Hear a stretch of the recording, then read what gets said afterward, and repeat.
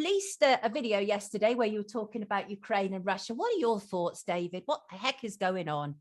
Yeah, I did. I waited a few days before I did because it's really hard to know what's going on. You're getting the reports from the mainstream media, which are in line with what all the regimes in our Western societies are saying. And I call them regimes because they've been devastating our own civil liberties and freedoms and democracies for the last 2 years. But you can't believe a word of what they say. I don't trust them to be telling the truth. The truth, there's a principle I use in politics is if the Labour Party, the Tories, the mainstream media, Biden, Trudeau, and all these people who are like acting against us are all suddenly saying something in concert with each other and spinning a new narrative. The truth is probably the exact opposite of what they're saying. So I look at other sources to try to find out what's going on. But this is something that's been going on for building up for years and years and years. And there is expansion from NATO and from the EU deliberately to the east. They're deliberately trying to take Ukraine out of Russia's orbit, which it was in before.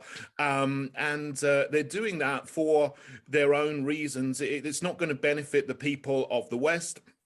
It's not going to benefit the people of Ukraine. It's not going to benefit the people of Russia. So it's the sort of global elites have got their plan to try to cause consternation, division, conflict, and so on. And now it's blown up essentially in Ukraine. And that's what I see as happening.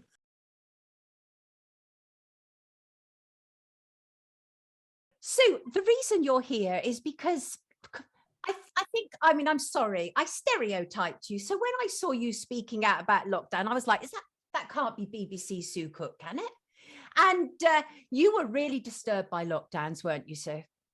I was, yes. I still am by the legacy of them, but it seemed wrong right from the start to me. Somehow, just instinctively, it didn't seem right. Right from the start, I thought this doesn't seem proportionate somehow, this reaction. I thought the first thing I did was look up the statistics for the number of people who die on a daily basis or a yearly basis. And it's something like an average of 1,650 deaths per day normally. That's just normal, whether it's disease or age or whatever it is, or accidents, that's normal. And so when you set that against the COVID death figures, it gave you a whole different perspective.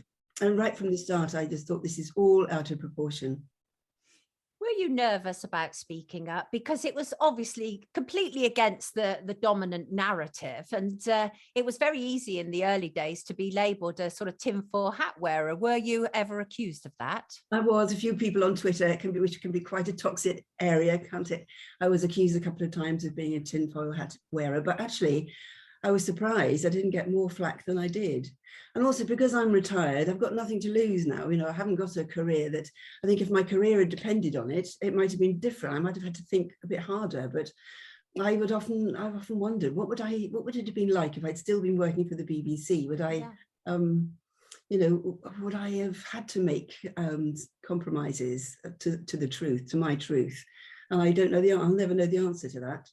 But it was, for me, it was the truth. And so, what else can you do but tell the truth? Glad you could join us, David. You are a stalwart of the NHS. Well, you are. And as you said to me the other day, you've resigned after 24 years in the NHS. Why did you do that, David? I've been trying to think of a really quick answer to that question all morning, to be honest, but I think it's never been an easy decision. I'd like to say that from the outset. Obviously, 24 years of doing one thing, you sort of typecast really into your role. I don't know what I'm going to do next, but long and short of it was, that the NHS hasn't really been a pleasure to work in prior to COVID. For lots of reasons, but I'll leave that as outside of this interview really. But the COVID pandemic has just been manhandled. That's the only way I can say it really, manhandled. I've kind of split my experience really into two parts. The original part was, a doctor, a human, a dad. Yeah. Just a person experiencing everything else that everyone else is experiencing, the TV, propaganda, the things that the BBC and ITV let you hear and see. And it just wasn't marrying up to what I was seeing in the clinic room, in the hospitals that I was working in. Just a bizarre set of circumstances that didn't seem to match day by day. Very quiet days back then, anyway, in primary care at least. Right. And then the second half was just witnessing things that, you know, things that have just been kind of swept under the carpet is the best way I can say. It's just things that, you know, going up to colleagues and mentioning things like harm, vaccine harms. You can't even say the word harm. No. Without being completely shut down, and it's just an utterly bizarre psychology. Yeah, It really I don't want to work in. I don't want to work in that system anymore. Well, more power to your elbow. Yeah, I take my hat off to you, mate. But the problem is, Sean, of course, is that that's a loss for us, because we actually need dedicated, truthful, honest people in the NHS. So that is, it's a loss, as much as I really admire you for doing it, David. How are you feeling, Mr. Ward? Is this your 4th Monday now? I believe it is. I'm feeling a lot more comfortable in the mornings, and I'm just learning so much, and it's nice to be able to talk to people. A lot of my stuff is through online apps, and it's just text and it's just words, and it drives me up the wall, because you don't get, everything can get misconstrued via text. Everything can, this just seems to be direct, to the point, no holds barred, kickstart the week.